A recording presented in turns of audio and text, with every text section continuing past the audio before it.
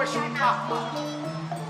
Kono tak lakon urip karo mendut endingake Pak. Tapi coba anakku supaya kaya ngono kuwi. Tresno lair batin karo mendut aku. Kok kira rusake karo anakku.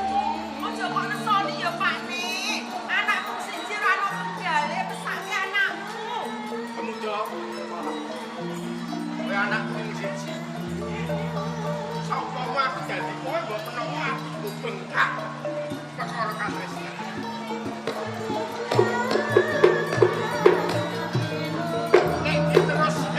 Korbane nyawa korbane bondo. Wong nuruti kowe nyatane pakne-pakne utawa karo wae kowe. Dadine kaya ngono lho padha gelut, padha tukaran ora ono ra. Ning aku ora iso urip tanpa mendut, Pak. Tenan lho iku le. Iya, Pak. Oh, sake anakmu iki piye coba yen ra iso urip karo mendut. Nek ora anak ngene iki salah. Ayo, wong iki sing sabar. Kak kandhani tak critani kowe aja ora ati ya. Perkara apa? Dikala aku biyen urung entuk awakmu. Untuk aku sejoko ya. Joko. Aku biyen iki yo ate seneng karo bocah wedok dikampek wong tuwa. Ning atiku kenapa atiku lara, bengkah rasane. Tak colong, lak colong ae, Pak.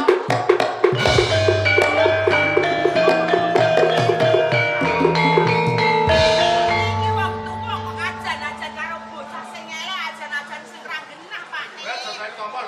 Piye? Joko kuwi boy cilik tak gedekne. Bareng gede tak pinterne. Kok aku ajar-ajar elek. Sampe ngajani nyolong. Sampe ngajani kok. Sing ngajani apa? Lah gune mau ditiru anakmu kuwi. Aku iki cerita kok ora biyen. Iki anakmu. Endi? Ora ana wae nyolong mendok.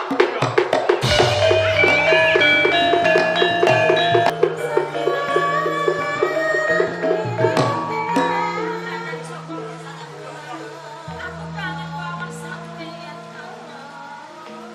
Dadane kok kaya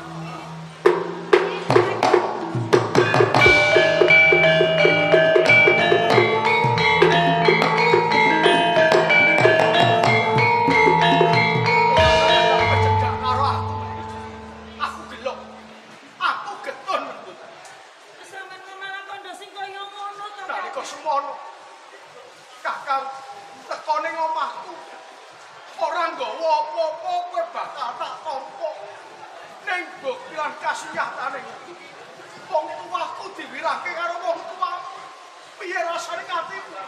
Sing gedhe pangapunten Kakang. Aku wis budidaya aku sabda lawan sampeyan kok Kakang. Nanging nyatane kepiye aku ora kuwong ngono Kakang Ngono Joko. tresna lawan aku mung tata gelar. Ning batinmu babat cerah. Kowe sampeyan kan jodoh kaya ngono to Kakang. Lain batin aku tresno lawan sampeyan Kakang. Yen kelakon aku ora bisa Pak. Dadi siji lawan sampeyan. Tak endeke patiku wae Kakang Joko. Ojo ning mecek. Yen kowe tresno lair batin karo aku. Aku mung jaluk buktine. Tapi cara sing kepiye iso mengkene tresnan lawan sampeyan. Yen kowe tresno lair batin karo aku. Tinggale wong tuamu. Gelem kowe minggat karo aku. Kakang tak turuti apa sing dadi karepe sampeyan Kaya Kakang. gelem. Iya Ayo, ayo.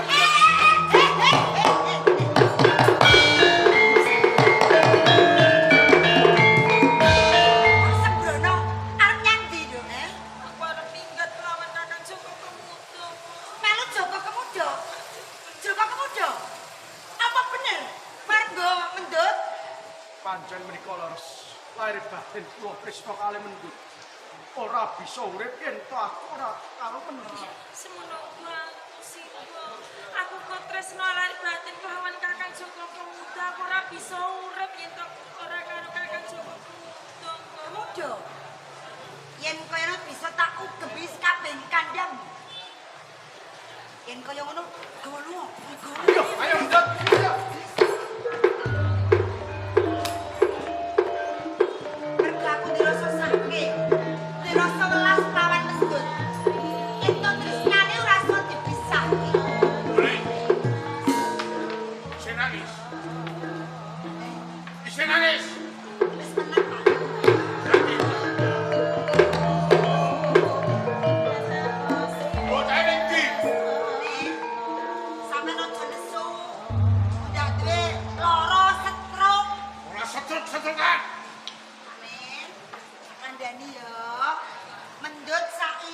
nek dina iki digawa calon bojone Kemudo. Kemudo. Oh, Apa ya penyakit?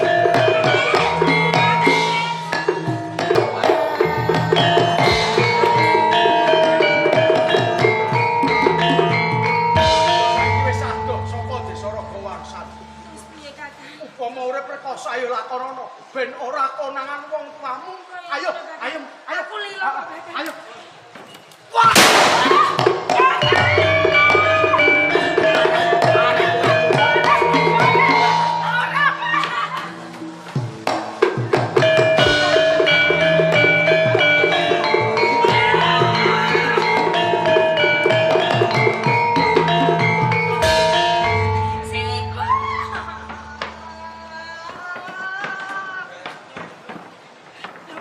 Iki piye kok?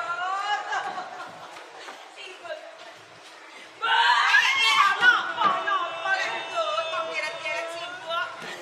Kakang coba Kemudo,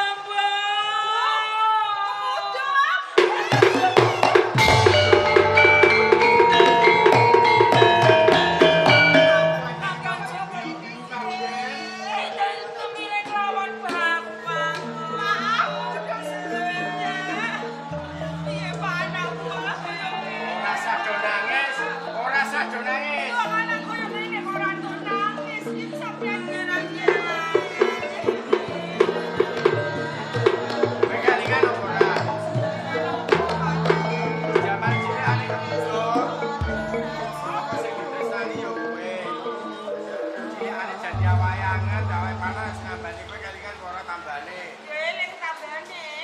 Apa iki wis gedhe isih mandi ngono lho. Jenenge anak sing lair kowe kok ora mandi lho jarene. Nang ngono tak Coba ning coba ya. kelakuane kok. Kok tak tambanane tombok kuno ya, Iya, Pak. Nduk, iya, Nduk. Nduk.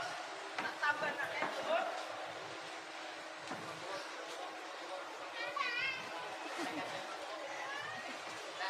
Mandi mboten, Pak. Ya biasane yo mandi. Hah? Lho kok bablas? Lho, mandi tak sumpah. Kok menawa kowe rada anu kok dongamu ora mandi. Piye lan piye Ora gawe sampean kurang jero. Ruget piye jane. piye. Rokok iki. Rogo Ora mandi. iki lho, Pak. Desa, Ono sing iki. Desa. Kowe, Piye? kowe mangkal. Wis tendang mangkal. Jajal mandi ora, ha? Aja ciro-ciro lho, Pak. Oh iya. Kowe kudune sing rokok aku. Sing roboh kuwi. Haji. Piye, Kak? Haji. Hah? Bapak, ampune apa, Bapak? Ampune apa? Kecombo. Lah sing nganggo ki sampean kok. Wis lho, mendot. Mendot.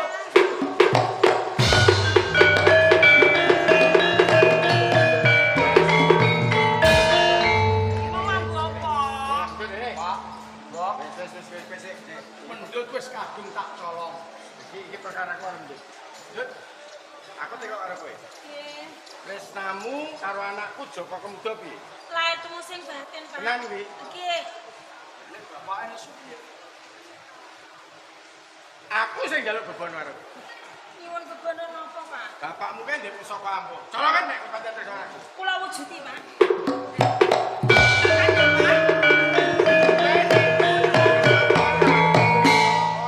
Nek pancen mendut tresna karo Kemudo, mesti diwujuti. Lah niki buktine. Pusakane Bapak.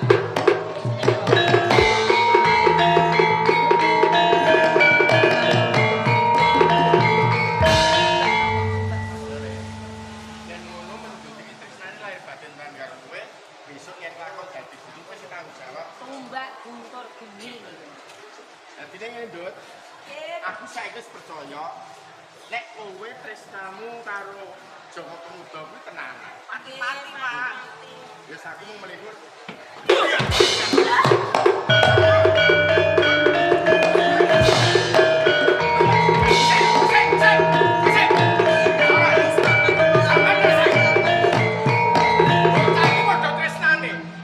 Nek iki engko dipisahke bakal ora apa-apa. Aja ngono sampe yo dadi enak kowe. Enak.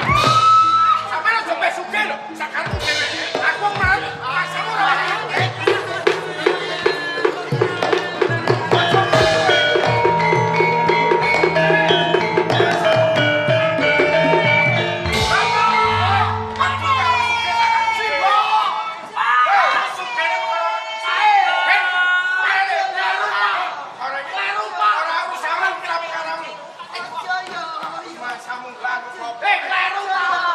bojomu aku. Piye? Senengan sajane ada kesenengan lho, malah rugi aku.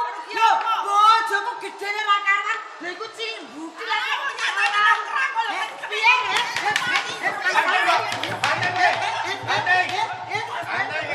Aja kalah. Supaya sugih. Tanganmu telah. Panganane nanti menak lho. Pane.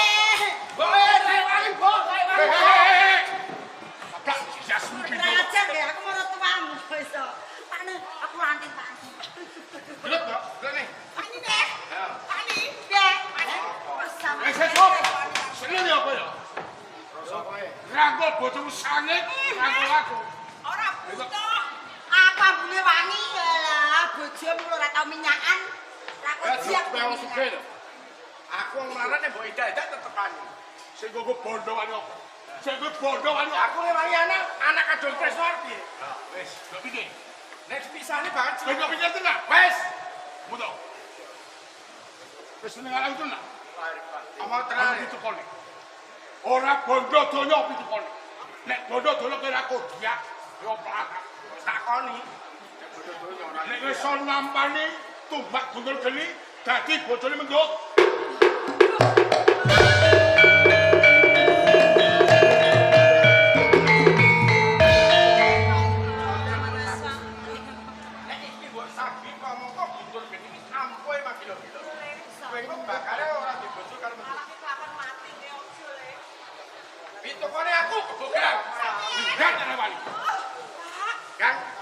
Iki kanggo anak. Senajan kaya apa ki anakku.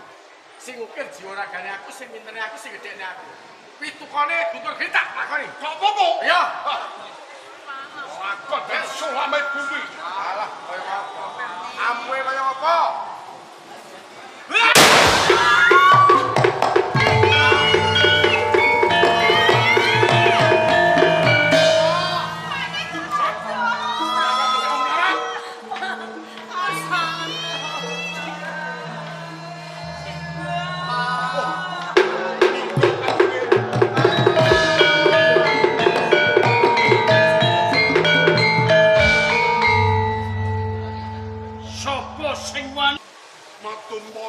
Tumbuk undung kalau putane jiwono. Awit ngelamar anak kula mboten lutomos pisan colong mendut. Monggo kalih wani nyolong tilarane guru kula kilo dang datuk ing Pulau Seprapan. Itu Mbak Guntur ugi dicolong. Lajeng kula sayembara apa sayembara sinten saged nampani tumbak Guntur geni saged boyong anak kula mendut. Nek kono tumbak Guntur geni kuwi sifat kandel sing ampuh. Lah nggih. Kagongso. Aku ora percaya yen tumbak Guntur geni kuwi sifat kandel sing ampuh. Yen pancen Guntur geni pusaka sing ampuh. Aku njaluk uripe Jiwanala. Kanthi lantaran tumbak Guntur geni saged mulai daya ketenipun si Jiwanala.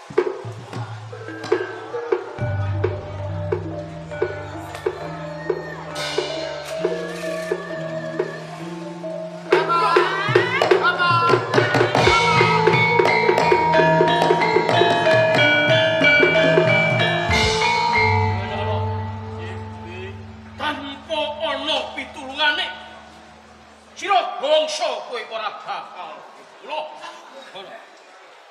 Ono njaluk ngapura lan kowe matur nuwun kelawan Rogo Sewu. Boten kok hadis kula membantah. Sampun damel jah kula. Kok nuwun kawula. Nanging kowe sing luput. Anakmu wani nyolong Roro Mundut. Kira aku cecek cocokmu. Kang. Luputmu kapuran segede ya, Kang. Rumah saya luput. Ya. Nanging anakmu untuk anakku. Rasudi. Wis cukup. Ragawangsa nibakake Giripatembaya marang sapa wae tegese ora mawas sapa. Ya, boten madan. Nek ngono aku kang bakal mupu Giripatembaya.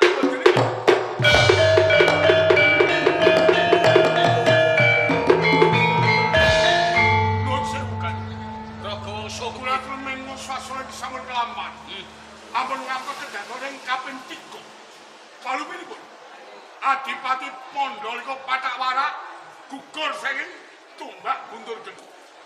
Mati Kapa ugi pejah yen babah dan sulaming kuwi. Aku percaya patining Bupati Mandalika Pathak Warak Kapan Kendiri sangka tumbak guntur. Nanging Wasis Jayakusuma dudu Pathak Warak lan Kapa Kendiri. Sawan madhep mantep. Ya gini ora. Demu usaha bolong.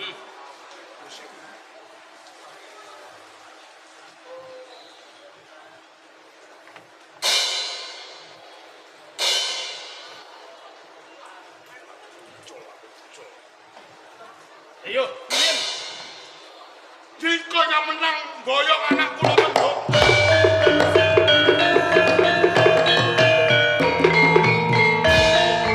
Ragawangsa, Yonala, Amudha, lan sira sing njari. Kowe kabeh pinangka dadi patisen. Wiwit dina iki sayem barani Ragawangsa wis rampung.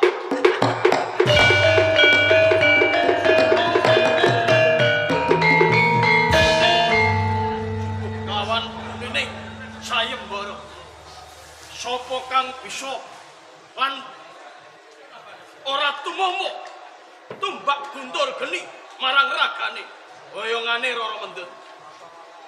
Waduh ulungaken anak kula seloro. Ana Bejo. Bejo kalian mukti wibawa. Kesake Ndara Wasis doyong semua pas. deh Itu jailan kene. Rara Mendut boyongan ing Kabupaten Pak. Mendut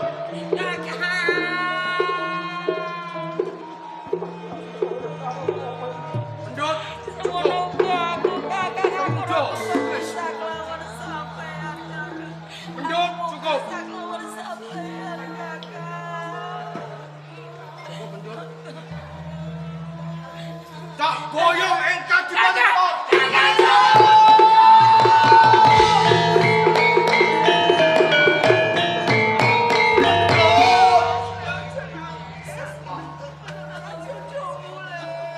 Ono kejadian kau boyong ini.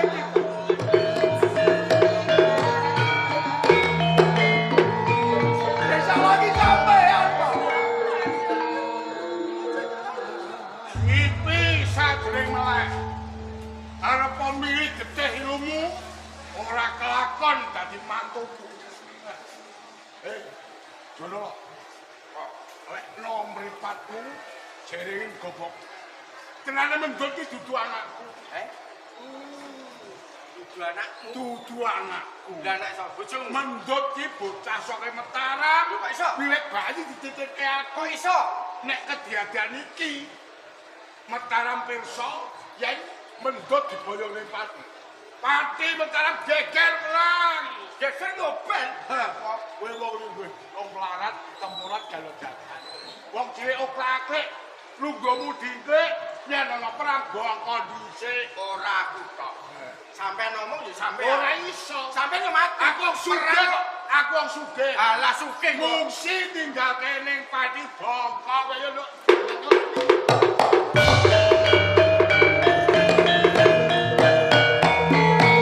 Paten ono aku kae. Paten ono aku kae. Wis ora ana gunane yen aku ora bisa urip karo Mendut. Tresnaku lahir batin karo Mendut.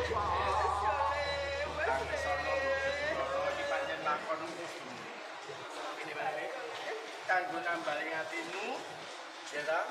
Kanggo nglipur atimu ora sabanget banget gone mikir ora men.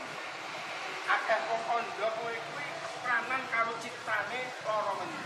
Wis, ngene bae. Kowe tak tunduk. Ora kok aku sak mentol. Kowe mara ning Mataram. Boleh ana menungso sing arane Siobaro, kae mitrane bapak. Lah, mengko yen wis ning kono, kowe golek gawean. Nanging aja nganggo jeneng Kamda. Mergo kowe ya ta, tepanan karo Citra Kamda. Kowe saiki ganti jenengmu kepikir iki Prana Citra.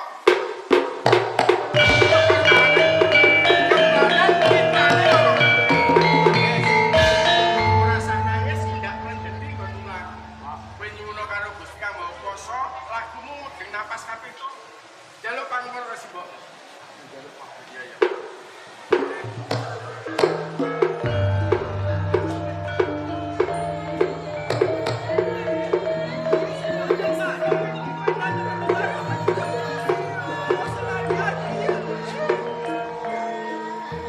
Benarnya aku tidak kenal. Dongake Pono Citra.